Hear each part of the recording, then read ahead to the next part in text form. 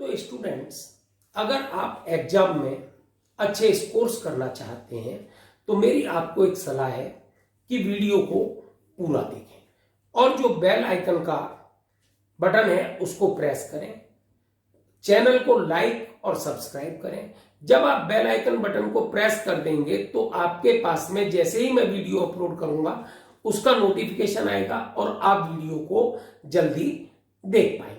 मैंने पिछले वीडियो में डिस्कस किया था कि अगर किसी ट्रायंगल के तीनों एंगल दूसरे ट्रायंगल के तीनों एंगल के इक्वल हों तो उसकी जो लाइंस हैं वो प्रोपोर्शनल होंगी और जो ट्रायंगल होंगे वो सिमिलर होंगे। इसमें हम उसका कन्वर्स पढ़ेंगे, यानी हमको दिया गया है कि अगर किसी ट्रायंगल की लाइंस दूसरे ट्रायंगल की लाइंस के प्रोपोर्शनल हो तो हमारे एंगल इक्वल होंगे और हमारे जो ट्रायंगल्स होंगे वो सिमिलर होंगे। तो आइए इसका डिस्कशन अब करते हैं। देखिए बेटा, अपने को दिया गया है कि ट्रायंगल एबीसी और डीईएफ इस प्रकार है कि AB upon D BC upon EF के इक्वल है और AC अपॉन DF के इक्वल है। और बेटा इसका जो रेशो है वो 1 से कम है, तभी हम एक कंस्ट्रक्शन कर पाएंगे कि हमने ट्रायंगल DEF में 2 पॉइंट लिए P और Q, DE और DF पर, और वो पॉइंट की पोजीशन क्या है कि जो DP है वो AB के इक्वल है और जो DQ है वो AC के इक्वल है और हमने PQ को ज्वाइन कर दिया। तो आइए स्टूडेंट्स अब इसका प्रूफ डिस्कस करते हैं।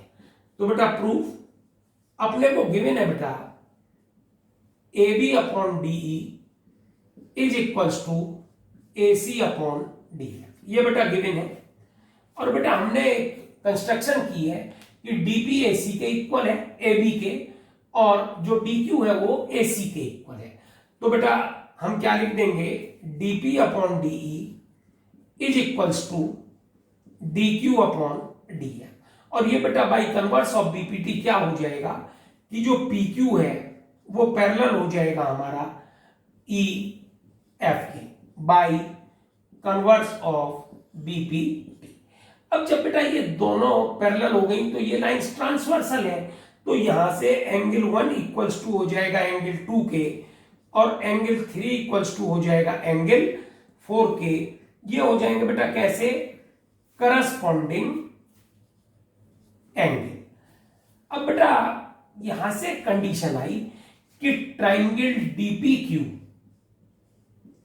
सिमिलर हो जाएगा ट्रायंगल DEF के बाई एंगल सिमिलरिटी। तो देखिए स्टूडेंट्स, अब हमको क्या मिला कि जो ट्रायंगल DPQ है वो सिमिलर है ट्रायंगल DEF के बाई एंगल सिमिलरिटी। अब बेटा हम यहां से लिख सकते हैं सिमिलरिटी की डेफिनेशन से कि DP upon DE equals to हो जाएगा PQ अपॉन EF के। अब बेटा DP आपका किसके इक्वल है, वो AB के इक्वल है, तो AB upon DE is equals to बेटा PQ अपॉन EF। और बेटा हमको गिवन क्या है, हमको गिवन है कि AB upon DE equals to है किसके, BC अपॉन EF की, ये बेटा गिवन है।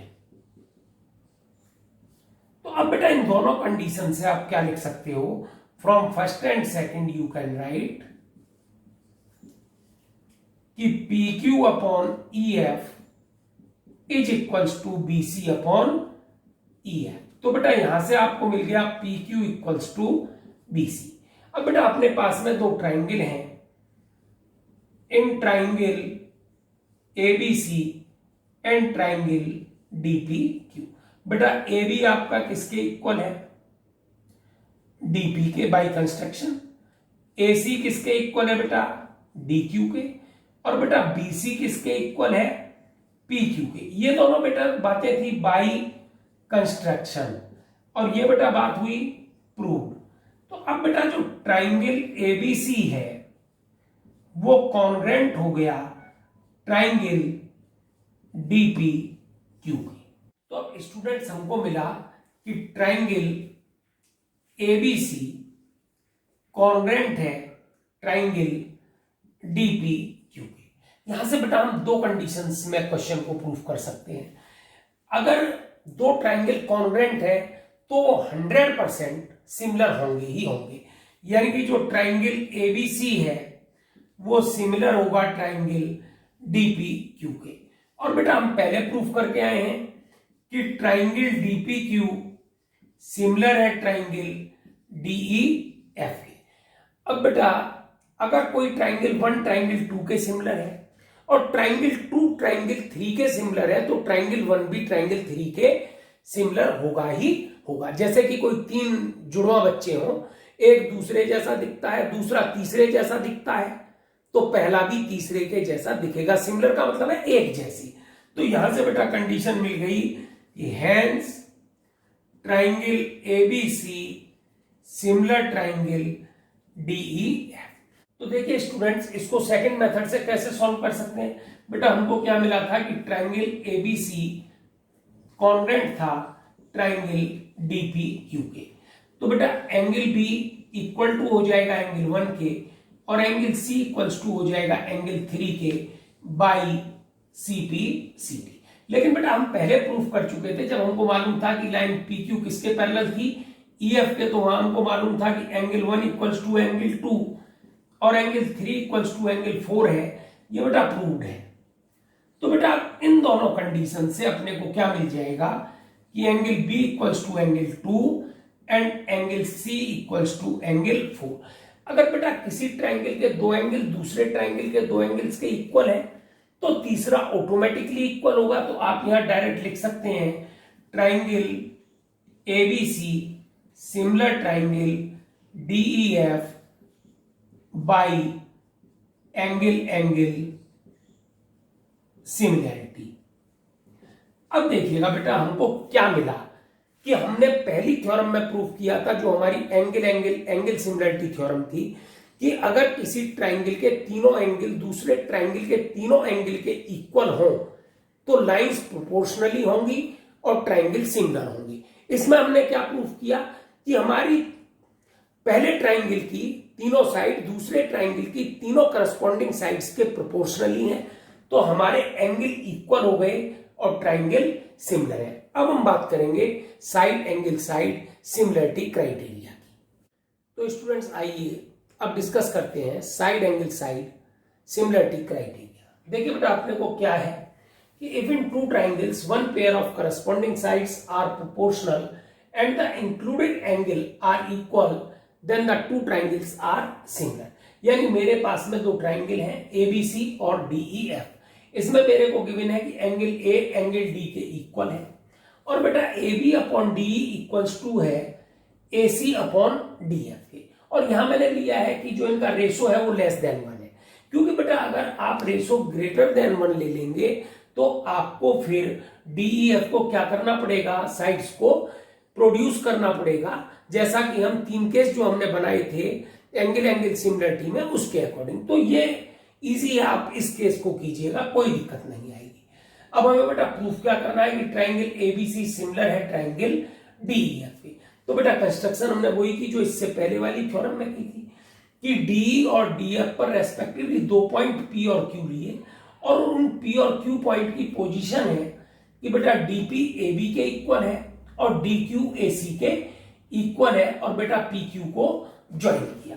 तो बेटा देखिएगा in triangle ABC and triangle DP Q आपको क्या कंडीशन मिलेगी बेटा, ए बी किसके इक्वल है, डीपी के बाई कंस्ट्रक्शन, और बेटा angle A equals to angle D है, ये बेटा गिवन है, और बेटा ए सी इक्वल्स टू है डी क्यू के, ये भी बेटा बाई कंस्ट्रक्शन है। तो जो आपका ट्राइंगल ए बी सी है ये बेटा कॉन्ग्रेंट हो गया ट्राइंगल डीपी क्यू के। अब जब बेटा कॉन्ग्रेंट हो गया कौन सी कंडीशन से, बाई एस ए एस। जब कॉन्ग्रेंट हो जाएंगे तो बेटा ये आपका जो एंगल बी है ये एंगल बी के इक्वल हो जाएगा, यानी कि angle B equals to angle 1 और बेटा जो एंगल सी है ये किसी एंगल 2 के इक्वल हो जाएगा बाई CPCT।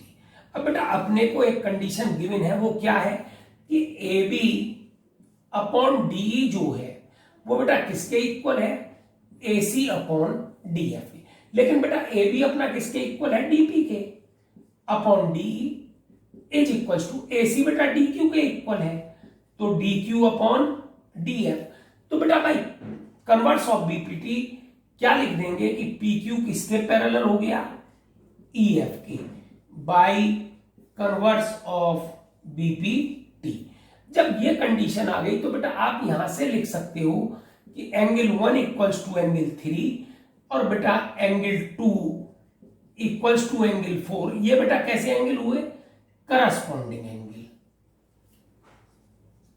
अब बेटा अगर एक कंडीशन ये मान ली जाए और एक कंडीशन में पूरी ये मान लूं तो बेटा फ्रॉम फर्स्ट एंड सेकंड आप क्या कह सकते हो कि एंगल बी बेटा किसके इक्वल हो गया, एंगल 3 के, और बेटा एंगल सी किसके इक्वल हो गया, एंगल 4 के। तो देखिए बेटा हमको क्या मिला कि एंगल बी इक्वल्स टू हो गया एंगल 3 के, और बेटा एंगल सी इक्वल्स टू हो गया एंगल 4 के। Angle A equals to angle D पहले से ही हमको गिवन है, तो बेटा ये ट्राइंगल ABC सिमिलर हो गया ट्राइंगल DEF के। इससे बेटा क्या कंक्लूजन निकला कि अगर दो लाइन जो करस्पॉन्डिंग साइड्स हैं वो प्रोपोर्शनली है और उनके बीच का एंगल इक्वल है तो ट्राइंगल सिमिलर होंगे।